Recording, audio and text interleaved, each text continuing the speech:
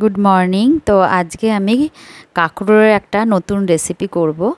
তো এটা মনে হয় অনেকেই জানে সহজ সরলভাবে রেসিপিটা।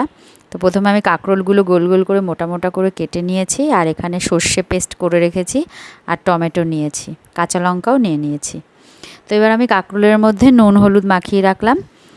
এবার কাঁকরোলগুলো ভাজবো। কাঁকরোলগুলো মোটামুটি ভাজা হয়ে গেল। ভাজা হয়ে যাওয়ার পর এবার রেখে দিলাম তুলে।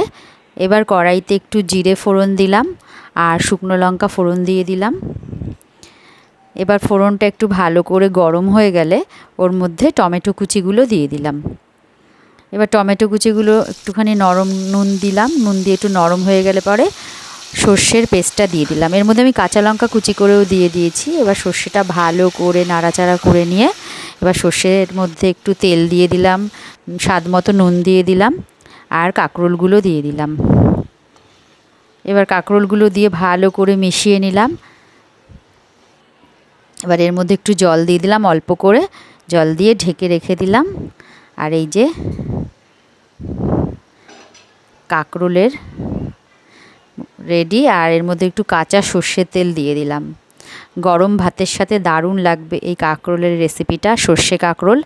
তো ভালো লাগলে লাইক শেয়ার কমেন্ট সাবস্ক্রাইব করবে। Tata, bye bye.